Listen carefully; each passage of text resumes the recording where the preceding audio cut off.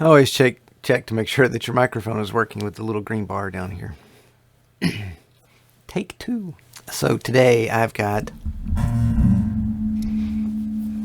microphone. So the topic for today is portable power. This is something that I absolutely fell in love with and found to be a necessity, particularly when going from here to the farm, which doesn't currently have power, and also we've used it elsewhere. This is what I have. It's the Jackery Explorer 300. It's got two 110. It's got a bunch of USB. To use the 110, you push that button. To use the USB, you push that button. To use the 12 volt, which I really love, you push that button. And then the other button turns on the display. This is the input. This doesn't weigh much, about the size of a lunchbox. It's maybe, what, 5 pounds or so. This is the input from the charger, which is, I think it's 12 volt. So you can use this to plug up a solar panel if you wanted to charge this purely off the grid. Now, that's what we have, but there are lots of other options. So why do I have one? So as I mentioned, at the farm we don't yet have power, and so we've had need for power to do work. But also we've used it on road trips. We've used it camping. We've also used it at the farm to rig up lights. And then you also use it for portable tools, or use it with tools that you need to move around and you don't necessarily want a extension cord dragging around with you. Tools and things that we've powered with this include a hot wire, which I used on the privy to cut the foam, a jigsaw used to cut holes. This seems silly, but this is a portable power bank, much smaller portable power bank for phones and earbuds and headsets and camera batteries and that kind of thing. It's, like I said, much more portable. Carry this on trips on a plane or in the backpack going to work. Laptop. We took a 5.5 hour road trip, and my wife worked the whole way with the Jackery and the laptop plugged up to it, and it was only about 20 minutes out from our destination that the Jackery ran out of power, but the laptop stayed charged. That was an experiment. And then also just a regular old box fan. Now, these things come in handy for a variety of things. As I said, the tools, when you don't want to drag out an extension cord across the yard or something, if you're doing just a little bit of something, like with the jigsaw, or if I needed to solder something up on the tractor or the skid steer, hair dryer, lights. We had lights rigged up much like the photo here, New Year's Eve, so we could blow up some fireworks out at the farm. The power station concept around the house.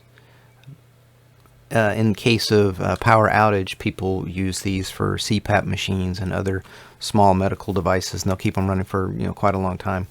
I particularly like this one because it's a 12 volt. I have a water pump that I use out at the farm to put out fires I may have accidentally started.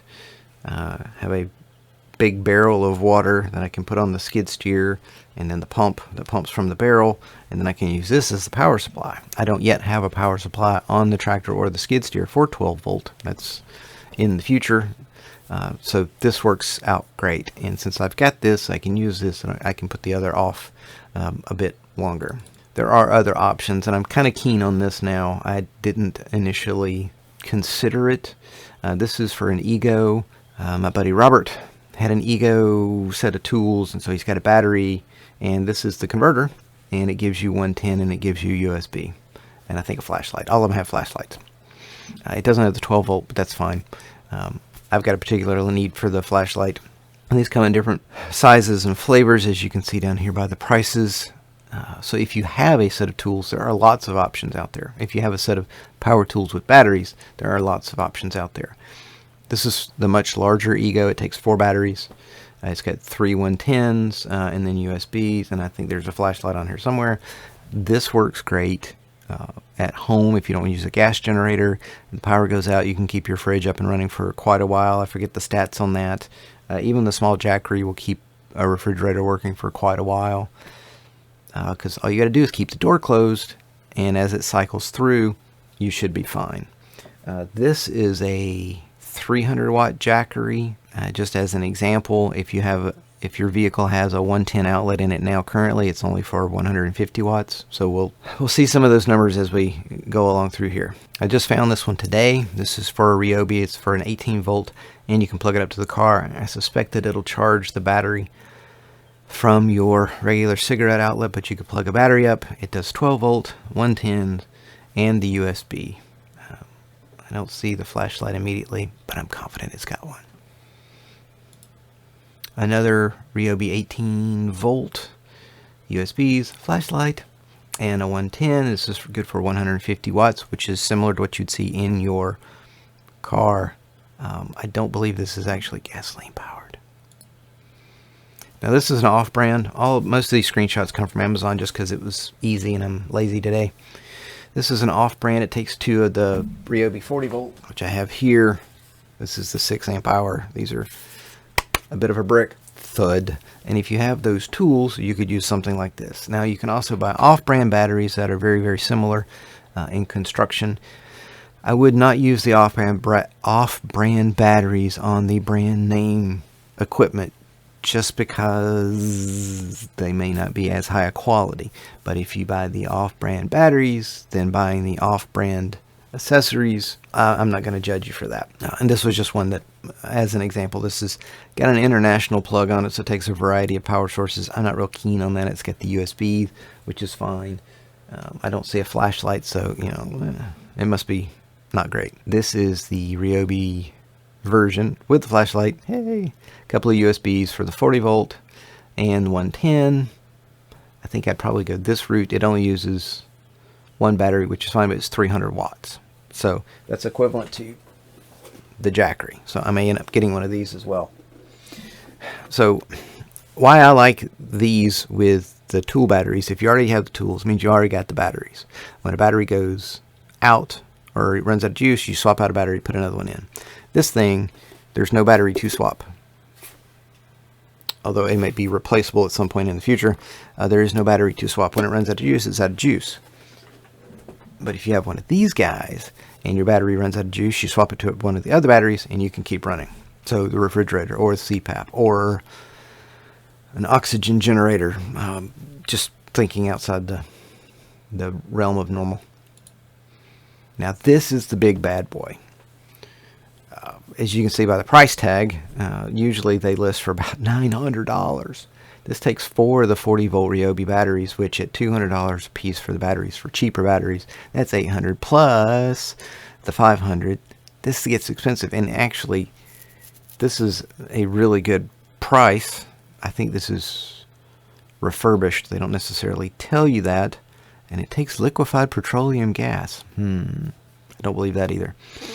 So at $800 worth of batteries and another $800 for this, this gets you to a $1,600 power station, which has 3 110s and a bunch of USBs, and then these little guys down here are to link multiple of these units together for longer power. This gets expensive, and you can buy gasoline power generators for that much. This is the Ryobi 18 volt option. It takes 8 of the batteries. Don't ask me about price. I can't remember anymore. The only reason I'm bringing up the Ryobi is because that's what I have currently that I'm using, are the Ryobi. I've got the 18 and I've got the 40 for different size tools. Similar price point, not on sale, probably not refurbished, directly from Ryobi. DeWalt also has one.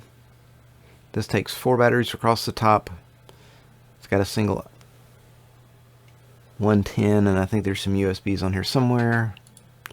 Milwaukee, this one was weird. I couldn't figure this one out. The batteries go on the back. It takes 2 of the batteries. And these are the M18 batteries. And it says it's good for 3,600 watts, which is a lot. But for $600, it's a little pricey.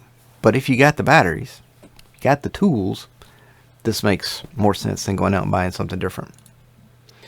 Cobalt. This one has 4 batteries that it runs with, 110 and USB. You can see the price. This one's on par with the Ryobi as far as cost goes, plus it's the 40-volt batteries. Even Harbor Freight has one. Now this is just a power bank. This is not one that power tool batteries goes into, but this is got a little bit more horsepower. This is 350 watts versus the 300 watts on the Jackery. It's got the two 110, 12 volt, and the USB. I don't see a flashlight though. And it's a little bit more expensive than the Jackery. I think I paid about $150 for the Jackery on sale on Amazon a year or so ago, a couple of years ago. It's been a little while.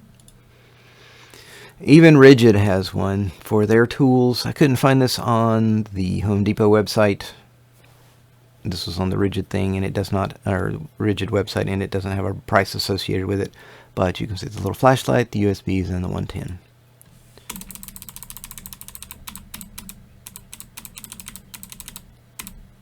Why is this a good idea? If you need power, and you just need a little bit for a short period of time, and you don't want to drag it out an extension cord, or you don't have access to power, this works great. When we're working out at the farm, working on the privy, had to drag out the Honda generator to run the circular saw. I used the Jackery to cut the foam with the hot wire. And so these are just examples. And I mentioned the pump. I don't have any video of the water pump with the Jackery running off of the 12 volt. Something to consider. I love the Jackery. It's been great to us. I may do a Ryobi converter as well, just to have an additional option, because we've gathered a few batteries, the 40 volt and the 18, and it just gives us another power source option. Anyway, hope you find this helpful. Thanks. I nearly forgot. I've got one more thing. While we were at the farm, New Year's Eve farm, blah blah blah, I bought some of these lights for the shop in the near future. There's 3 panels, 1, 2, 3. I took one of these panels and connected a 110 plug. These are 9,000 lumens and 100 watts per panel, essentially. And I plugged it up to the Jackery, and it lit up everything that we could see. I let it run for about 5 minutes. Now, the Jackery is rated at 300 watts, and these are roughly 100 watts per panel. So I could have plugged up all 3 for 300 watts, and it would have been a mind-boggling 27,000 lumen. To put this in perspective, most of the light bulbs that you have around your house are about, let's say they're 200 lumen, and that's fairly bright. I go ridiculous, and and I buy 1,000 lumen lights for just about everything that aren't going in a household lamp, including flashlights. So 27,000 lumen for a shop is going to be ridiculous.